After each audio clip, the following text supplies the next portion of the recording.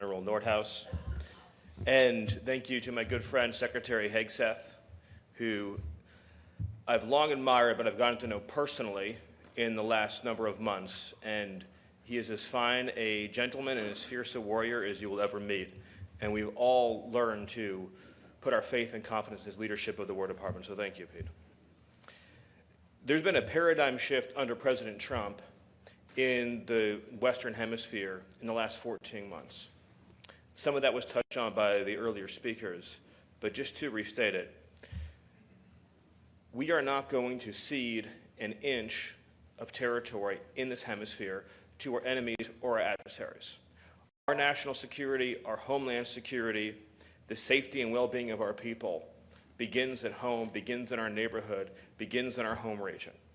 And for too long, we have allowed foreign enemies, foreign adversaries, and enemy terrorist organizations to control territory and spaces in this hemisphere where they can project power, project threats, and directly threaten the lives of your citizens and our citizens.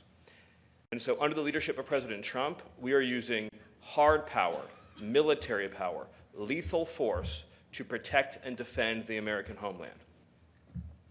Not a single one of your nations should tolerate the existence of a single square mile of territory that is under the control of any entity other than the sovereign governments of your country. The idea that we would have in this hemisphere area that are under the physical control of foreign terrorist organizations, paramilitary organizations, is completely unacceptable. The cartels that operate in this hemisphere are the ISIS and the al-Qaeda of the Western Hemisphere, and should be treated just as brutally and just as ruthlessly as we treat those organizations. What we have learned after decades of effort is that there's not a criminal justice solution to the cartel problem.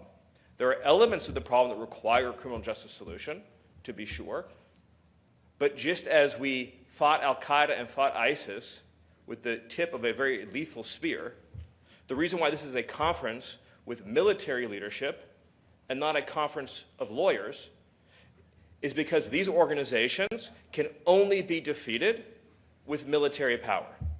And I see some heads nodding up front because they understand. You're dealing with a lot of lawyers in your own country, I'm sure. You have my permission not to listen to them.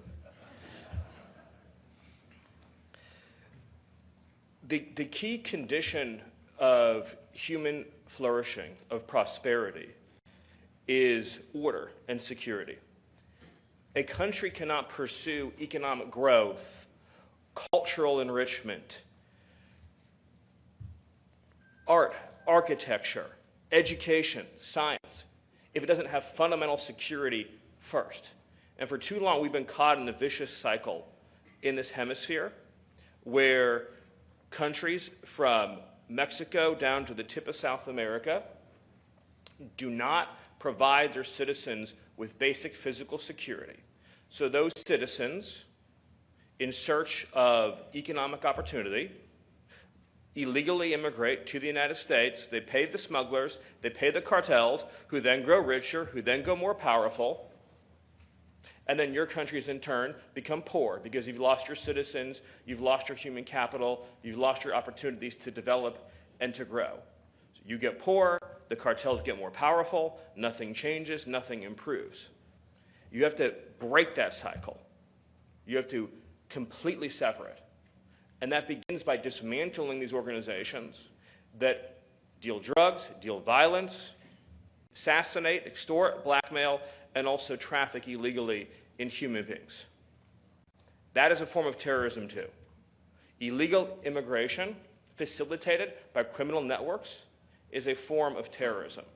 And those who are stealing your children and stealing your families and stealing your human capital are part of that terrorist continuum and should be thought of as such. It is not a victimless crime when people are paying human smuggling organizations, because that money then fuels assassinations, it fuels violence, it fuels instability, and it continues this cycle. For decades, a lot of organizations were sent to your countries. These are known as NGOs, I think you know the term, non-governmental organizations, and they gave you very, very bad advice for a very, very long time. And basically they told you, in short, that you needed to be softer and gentler and nicer to the criminals, and that you had to demilitarize your approach and extend more rights and more opportunities to the people who are sabotaging and destroying your society.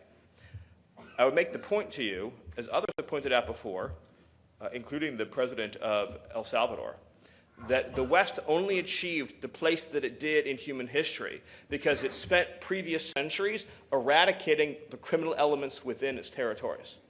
So the West that we came to know, that had the great music and architecture and science and the most powerful economy, it has spent centuries previous to that establishing order first, so that by the time you get, to say 18th century England, 19th century England, there have been centuries of previous history in which ruthless means were used to get rid of the people who were raping and murdering and defying established systems of order and justice.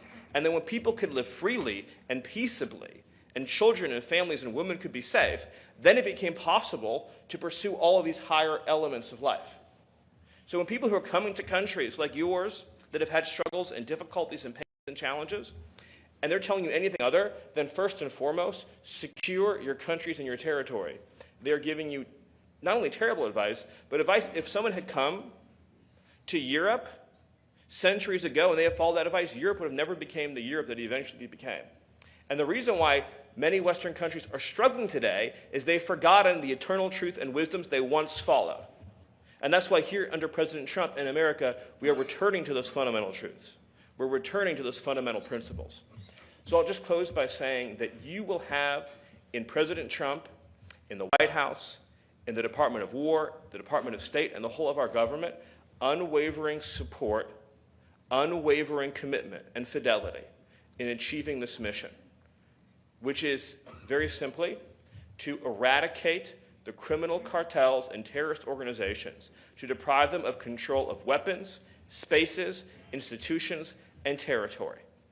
And the human rights that we are going to protect are not of the savages that torture and rape and murder. The human rights that we are going to protect are of the peaceable citizens who have an absolute human right to live in physical safety and security every day of their lives.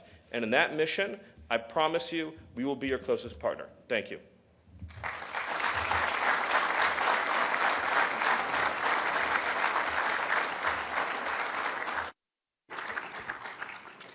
Ladies and gentlemen, it is now my distinct pleasure to introduce our Secretary of War, the Honorable Pete Hegseth.